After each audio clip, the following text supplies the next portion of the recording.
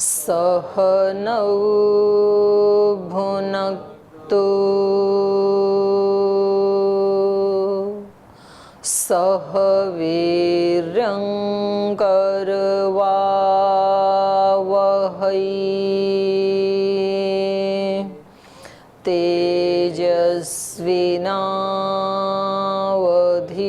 तेजस्विनावधीतमस्तु मा विद्विषावहै।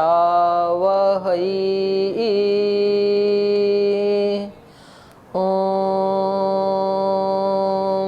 शान्ति शान्ति शान्तिः।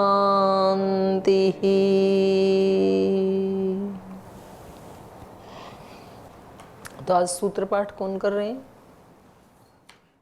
अथ तृतीयो पादः विभूतिपादः।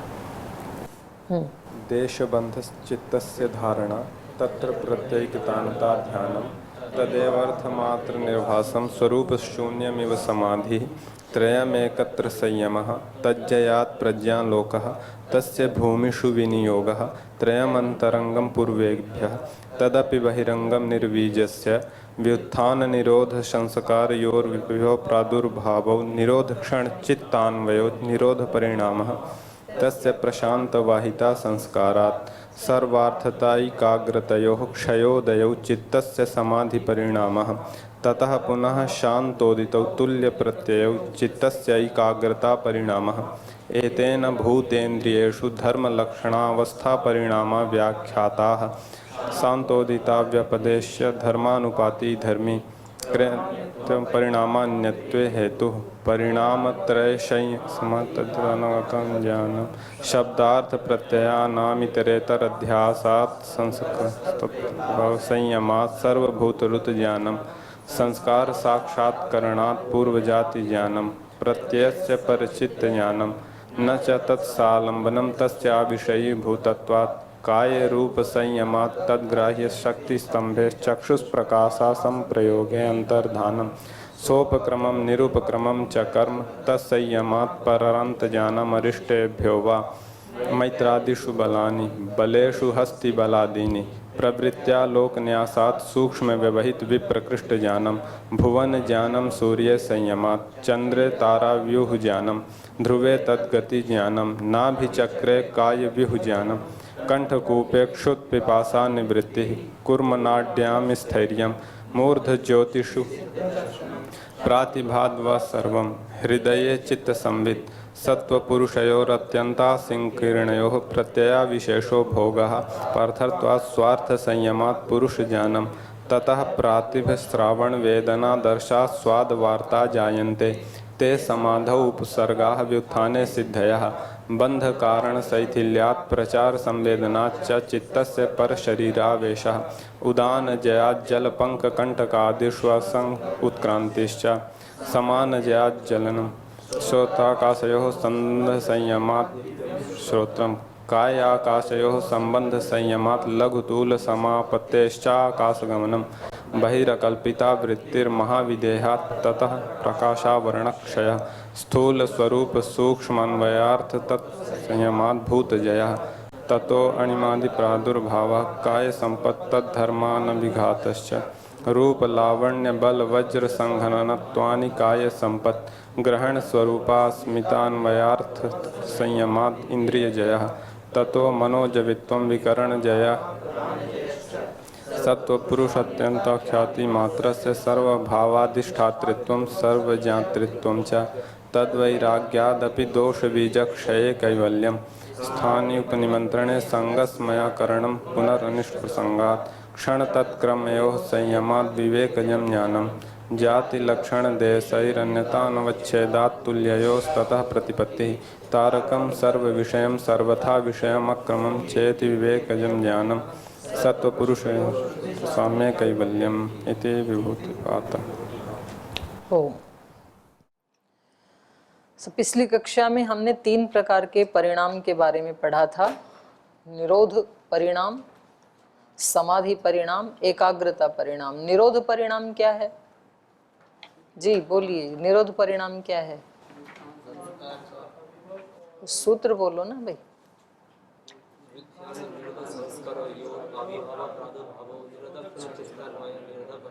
अब अर्थ बोलो। व्युत्थान निरोध संस्कार योग। व्युत्थान, दो ही प्रकार के संस्कार हैं चित्त में, एक व्युत्थान काल के संस्कार, दूसरे निरोध के। तो उनका परस्पर प्रादुर्भाव और उत्पत्ति, आविर्भाव होता रहता है। तो जिस समय चित्त निरोध संस्कारों से अन्वित होता है उसको कहा निरोध परिणाम। और दूसरा समाधि परिणाम क्या है?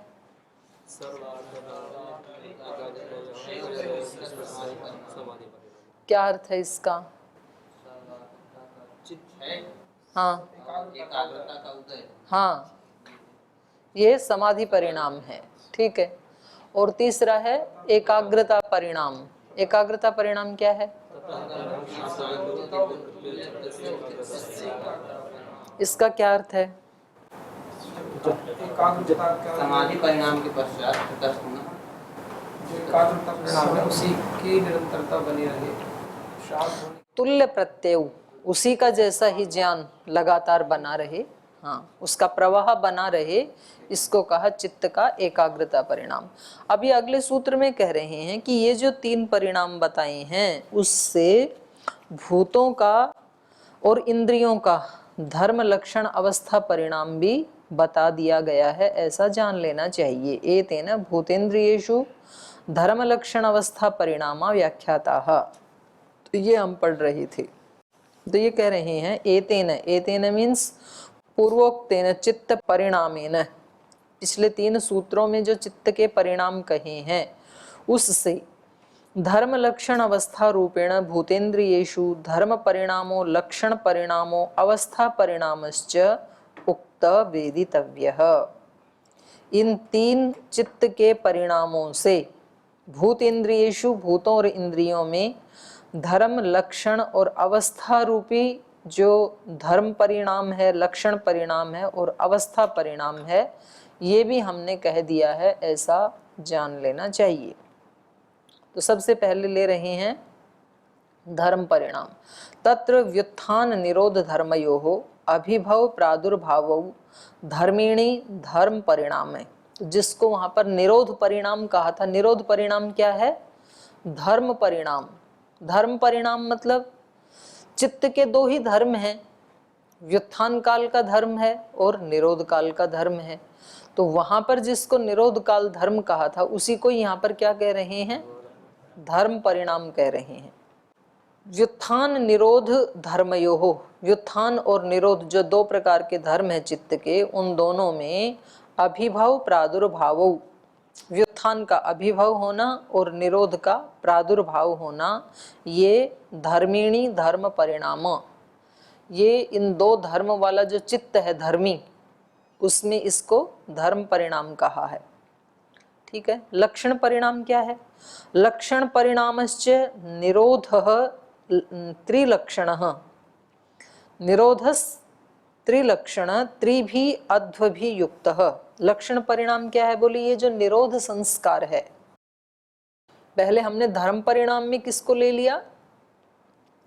चित्त व्युत्थान काल का अभिभव होकर के निरोध काल को प्राप्त हो गया, ये क्या है? चित्त का धर्म परिणाम, धर्म परिणाम कहा इसको।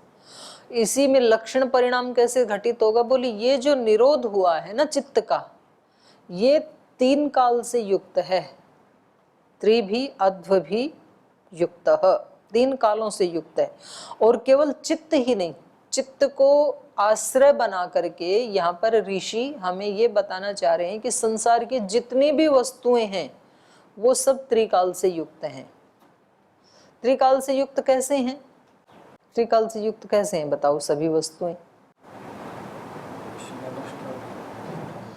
नहीं, पहले आप ये बताओ कि वो अनागत काल से वर्तमान में आई हैं ना, पहले थी नहीं ना वस्तु कोई भी, ये टेबल पहले थी नहीं, बनी है, तो इसका मतलब ये पहले किस अवस्था में थी? अनागत अवस्था में थी, अनागत काल में थी। अभी हम काल को पढ़ रहे हैं, तो ये पहले अनागत काल में थी। अब क्या है? वर्तमान काल में है, और आगे क्या हो जाएगी, ये अतीत काल में नष्ट भी होगी ना, उत्पन्न हुई है। तो ऐसे हमारे शरीर उत्पन्न हुए हैं, तो ये पहले किस काल में थे, अनागत काल में था नहीं ना पहले जो, तो अनागत काल जुड़ा हुआ है। तो जो जो वर्तमान काल में अस्तित्व रखती है जो भी वस्तु, वो हर वस्तु त्रिकाल से जुड़ी हुई है। अनागत से वो वर्तमान में आई है, और वर्तमान से वो जरूर अतीत में जाएगी, नष्ट होने ही वाली है। तो जिस भी वस्तु से हम व्यवहार करें, चाहे वो हमारा चित्त है, चाहे शरीर है, चाहे बाहर की वस्तुएं हैं, तो सदा हमारे मन में ये भाव हमेशा बने रहना चाहिए कि ये वस्तुएं पहले थी नहीं, अब ये वस्तुएं हैं, वर्तमान अवस्था में हैं ये, और आगे कभी ये अतीत होने ही वाली हैं। ठीक है। और क्योंकि सब व्यवहारों का संबंध चित्त के साथ है, तो इसलिए चित्त को ये सबसे पहले उसका स्वरूप हमारे सामने ऋषि स्पष्ट करना चाहते हैं कि हमें यदि अपने चित्त के स्वरूप का पता चल जाए, तो फिर इसमें आने वाले जो चेंजेज हैं उनके साथ हम बहेंगे नहीं। हमें ये पता लग जाएगा कि ये चेंज, हम एक दृष्टा बन जाएंगे, और यही लक्ष्य है योग दर्शन का। क्योंकि हम वास्तव में, हमारा स्वरूप, आत्मा का स्वरूप क्या है, दृष्टा दृषि मात्र शुद्धोपि प्रत्ययानुपश्य। आत्मा का स्वरूप क्या बताया, दृष्टा दृषि मात्र, वो चेतन मात्र है, दृष्टा मात्र है वो, ये स्वरूप बताया। तो हम प्रभावित होते रहते हैं ना, अपने जैसे विचार, भाव, परिस्थिति चित्त की होती हैं, तो उससे हम अपने स्वरूप को वैसा ही मानने लगते हैं। व्युत्थान काल में जो सुख दुख आते हैं, तो उससे हम सुखी दुखी होने लगते हैं। व्युत्थान काल में कोई हमारी थोड़ी प्रशंसा करे तो उसको मित्र मानने लगते हैं, कोई थोड़ा हमें कुछ समझाने लगे तो उसको शत्रु मानने लगते हैं। तो ये सब हम बहते रहते हैं, और चित्त का तो स्वभाव है त्रिकाल से जुड़ा होना और परिवर्तित होना प्रतिक्षण, उसका स्वभाव ही ऐसा है चित्त का। तो ये हमें बहुत अच्छे से बता देना चाहते हैं ऋषि जी। बोलिए। प्रणाम दी। यदि कोई साधक मतलब आपने मतलब जो योग की अवस्था में स्थित होकर व्यवहार करे, तो उनका कौन सा स्थिति होगा, वो व्युत्थान काल ही, व्युत्थान व्यवहार में आए तो मतलब वो मतलब सम अवस्था में रहे तो भी सब व्युत्थान काल है। वो निरोध अवस्था से अतिरिक्त जो भी है वो सब व्युत्थान काल है। तो व्युत्थान काल अच्छा भी तो हो सकता है ना, और उसी के लिए ही ये हमें समझा रहे हैं कि हम अपने व्युत्थान काल को भी कैसे योग युक्त बनाएं, कैसे हम उससे एक कदम अलग हट करके उसमें दृष्टा भाव में बने रहें, उसको ही व्युत्थान काल कह रहे हैं। तो यही कह रहे हैं कि तत्र व्युत्थान निरोध धर्मयो अभिभव प्रादुर्भावो धर्मिणी धर्म परिणामः लक्षण परिणामश्च। लक्षण परिणाम क्या है, निरोधः त्रिलक्षणः। ये जो निरोध संस्कार से युक्त जो हमारा चित्त है इस समय, ये क्या है, त्रिलक्षण, तीन लक्षण वाला है। उसी को खोल रहे हैं, त्रि भी अध्व भी युक्त, ये तीन कालों से युक्त है निरोध परिणाम भी। स खलु अनागत लक्षणम अध्वानम प्रथमम हित्वा धर्मत्वम अनतिक्रांत वर्तमानम लक्षणम प्रतिपन्न। ये जो चित्त है, ये जो निरुद्ध अवस्था वाला हमारा चित्त है, ये पहले किस अवस्था में था, अनागत लक्षण वाला था। अनागत लक्षणम अध्वानम प्रथमम, इसका पहला अध्व क्या है, प्रथम काल क्या है, अनागत काल। उस अनागत काल को प्रथमम अध्वानम हित्वा, उस प्रथम अनागत काल का त्याग करके, उसको छोड़ करके वर्तमानम लक्षणम प्रतिपन्न, ये वर्तमान लक्षण को, निरुद्ध अवस्था को प्राप्त हो गया है। लेकिन धर्मत्वम अनतिक्रांत, लेकिन ये अपने निरोधत्व रूपी लक्षण को नहीं छोड़ता है। निरोध काल में है तो निरोधत्व इसी के साथ ही जुड़ा हुआ है ना। तो चित्त में व्युत्थानत्व और निरोधत्व, ये दोनों धर्म हमेशा चित्त के साथ ही जुड़े ही रहते हैं। तो कह रहे हैं बेशक से ये पहले अनागत काल में था, लेकिन इसने उस अनागत काल का तो परित्याग कर दिया, उसको तो छोड़ दिया। अभी अभिव्यक्त अवस्था में आ गया निरोध काल, हमारा चित्त निरुद्ध अवस्था की अभिव्यक्ति हो गई, लेकिन धर्मत्वम अनतिक्रांत, उसने अनागत लक्षण को तो छोड़ दिया, लेकिन उस धर्मत्व का इसने परित्याग नहीं किया, उसका अतिक्रमण नहीं किया। कौन से धर्म का? निरोधत्व धर्म का। यत्र अस्य स्वरूपेण अभिव्यक्ति, तो ये जो वर्तमान काल है, वर्तमान लक्षणम प्रतिपन्न, वर्तमान लक्षण को ये प्राप्त हो गया है। यत्र अस्य स्वरूपेण अभिव्यक्ति, इस वर्तमान काल में इसके स्वरूप की अभिव्यक्ति हो रही है। किसके स्वरूप की अभिव्यक्ति हो रही है? चित्त के निरुद्ध अवस्था की अभिव्यक्ति हो रही है। इसके मतलब ये बोलना चाहते पहले जो निरुद्ध अवस्था है वो अनागत काल में थी, उस अनागत काल का परित्याग करके चित्त की जो निरुद्ध अवस्था थी, निरुद्ध लक्षण वाला चित्त है, वो अभिव्यक्त हो गया है। तो ये इसकी कौन सी अवस्था हुई? दूसरी। प्रथम अवस्था क्या थी? अनागत काल वाली। दूसरी क्या है? वर्तमान काल, जो अभिव्यक्त हो गया। यत्र अस्य स्वरूपेण अभिव्यक्ति, यहां इसके स्वरूप की अभिव्यक्ति हो गई निरुद्ध अवस्था की। एषो अस्य द्वितीयो अध्वा, ये इसका दूसरा काल है। प्रथम काल कौन सा था? अनागत काल। दूसरा काल, क्योंकि एक चीज को लेके चल रहे वो सब पे घटित हो जाएगा। दूसरा काल ये हो गया वर्तमान काल, जो अभिव्यक्ति हो रही है निरोध की। न च अतीत अनागताभ्याम लक्षणाभ्याम वियुक्तः, लेकिन अभी भी जब ये निरुद्ध अवस्था अभिव्यक्त हो रही है तो भी ये अतीत और अनागत लक्षणों से वियुक्त नहीं है। अतीत इसके साथ जुड़ा हुआ है और अनागत भी जुड़ा हुआ है। हर वस्तु के साथ अतीत और अनागत जुड़ा हुआ है। जो भी वस्तु वर्तमान में है, जैसे मैंने टेबल का उदाहरण दिया, कोई भी वस्तु इस समय यदि वर्तमान में है तो इसका मतलब कभी पहले वो अनागत काल में थी, तो अनागत जुड़ा ही हुआ है उसके साथ। और अब यदि वर्तमान में है तो अगले ही क्षण ये अतीत में भी जाएगी। तो हर वस्तु हर क्षण त्रिकाल से युक्त है, उसके साथ उसका अनागत काल भी जुड़ा हुआ है और उसका अतीत भी जुड़ा हुआ है, भविष्य भी जुड़ा है, अतीत भी जुड़ा है। ठीक है, हर पल बदल रही है वस्तु। आप गंगा के प्रवाह को देखेंगे तो जो वर्तमान में आपको प्रवाह दिख रहा है वो पहले की क्या था? अनागत काल से युक्त था, अभी वर्तमान काल से, अगले ही क्षण अतीत हो जाएगा, वो आगे बह जाएगा।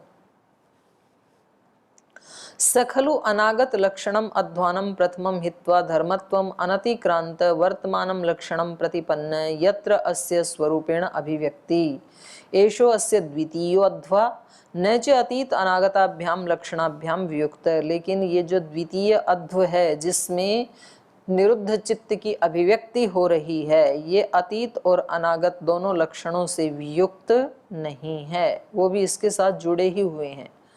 तथा व्युत्थानम त्रिलक्षणम, और जैसे हमने निरुद्ध चित्त को त्रिलक्षण वाला बताया, वैसे ही व्युत्थान चित्त भी तीन लक्षण वाला है। अभी इस समय हमारा चित्त कैसा है? व्युत्थान लक्षण वाला। इससे पहले ये व्युत्थान लक्षण वाला किस अवस्था में था? अनागत में। ये नहीं थी ना व्युत्थान अवस्था, जब हम गाढ़ निद्रा में थे रात को, तो उस समय व्युत्थान नहीं था। तो इस वर्तमान अवस्था को प्राप्त होने से पहले व्युत्थान भी क्या था? अनागत से युक्त था, अनागत काल से युक्त था। और फिर अगली रात को फिर हम गाढ़ निद्रा में जाएंगे तो ये किस में चला जाएगा? अतीत में। तो इस समय उस अनागत और अतीत का अभिभव हुआ है और व्युत्थान का अभिव्यक्ति हुई है, प्रादुर्भाव हुआ है। तथा व्युत्थानम त्रिलक्षणम त्रिभी अध्वभि युक्तम वर्तमानम लक्षणम हित्वा धर्मत्वम अनतिक्रांतम अतीत लक्षणम प्रतिपन्नम। बोले इस समय जब हमारा चित्त निरुद्ध अवस्था से युक्त है तो व्युत्थान की क्या स्थिति है इस समय? बोले व्युत्थान भी तीन लक्षणों से ही युक्त है। त्रिलक्षणम युक्तम त्रिभी अध्वभि युक्तम वर्तमानम लक्षणम हित्वा, इस समय वो वर्तमान लक्षण को छोड़ करके, क्योंकि चित्त अभी निरुद्ध अवस्था में है ना, तो व्युत्थान अभी नहीं है, तो ये व्युत्थान की स्थिति यह है कि वर्तमानम लक्षणम हित्वा धर्मत्वम अनतिक्रांतम, लेकिन उसने अपने व्युत्थानत्व धर्म का त्याग नहीं किया है। उस व्युत्थानत्व धर्म का अतिक्रमण न करते हुए अतीत लक्षणम प्रतिपन्नम, वर्तमान में नहीं है तो किस अवस्था में है? अतीत अवस्था को प्राप्त हो गया है व्युत्थान। इस समय चित्त जब निरुद्ध अवस्था में है तो व्युत्थान अवस्था किस में चली गई? अतीत में। और अतीत अवस्था कौन सी है? तृतीय। तीन बताई थी ना, एक अनागत, अनागत से आता है वर्तमान में और वर्तमान को छोड़ के जाता है अतीत में। तो इस समय चित्त की निरुद्ध अवस्था है, तो व्युत्थान की कौन सी अवस्था हो गई? तीसरी, अतीतावस्था। तो उसी को बता रहे हैं, अतीतम लक्षणम प्रतिपन्नम एषो अस्य तृतीयो अध्वा। ये इस व्युत्थान काल का कौन सा अध्व है? तृतीय अध्व है, ये तीसरा काल है, ये इसका अतीत काल।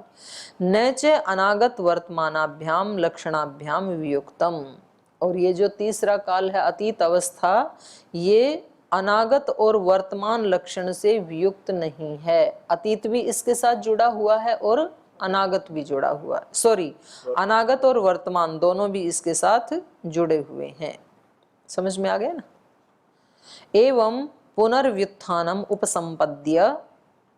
उपसंपद्यमानम अनागतम अनागत लक्षणम। तो इस प्रकार से पुनः ये क्या हो जाएगा? व्युत्थानम उपसंपद्यमान, व्युत्थान को प्राप्त होता हुआ, माने उदित होता हुआ, ये जो व्युत्थान काल है और उससे भी युक्त है। और अनागत लक्षणम, ये व्युत्थान अवस्था भी किस में है? अनागत काल में है। ये अनागत से किस में आ जाएगा फिर? वर्तमान में। इस समय है अतीत में, अतीत तो इसका वर्तमान है, माने अतीत में स्थित है ये व्युत्थान काल, और इसका वर्तमान जो है वो अनागत है अभी। तो उस अनागत से फिर ये उदित हो जाएगा तो वर्तमान काल में आ जाएगा। तो ये चक्र चलता रहता है, हर वस्तु का हर क्षण चलता रहता है। और हमारे चित्त के साथ साथ दूसरी वस्तुओं का संपर्क है, इसलिए ये चित्त को ही सबसे पहले समझा रहे हैं कि स्वयं चित्त भी हर पल किसी एक अवस्था, कोई इन तीनों में से कोई एक तो अभिव्यक्त रहती है और दो उसके साथ अभिभव होते हुए भी सूक्ष्म रूप से जुड़ी रहती हैं। कोई एक अवस्था वर्तमान में रहेगी लेकिन अतीत और अनागत भी उसके साथ जुड़ा हुआ है। जी बोलिए। जिस समय निरोध संस्कार की अवस्था वर्तमान में, उस समय व्युत्थान की अवस्था भी तो अनागत नहीं हुआ। नहीं, अतीत हो गई ना। नहीं, अतीत इसलिए कह रहे हैं ना कि पहले व्युत्थान था और होके जो नहीं रहता है उसको अतीत कहते हैं। नहीं, फिर जैसे निरोध अवस्था लगातार तो बनी नहीं रहती, वो फिर नष्ट भी होती है। एक क्षण की बात कर रहे हैं ना ये। जिस समय चित्त की निरुद्ध अवस्था है उस समय व्युत्थान की क्या स्थिति है? हाँ, वो तो अतीत हो गया। अतीत हो गया ना, बस वो ही समझा रहे हैं। तो ये इसका एषो अस्य तृतीयो अध्वा, ये तृतीय अध्व है। न च अनागत वर्तमानाभ्याम लक्षणाभ्याम वियुक्तम, लेकिन ये अनागत और वर्तमान लक्षण से वियुक्त नहीं है, वो भी इसके साथ जुड़े ही हुए हैं। एवं इस प्रकार से पुनः व्युत्थानम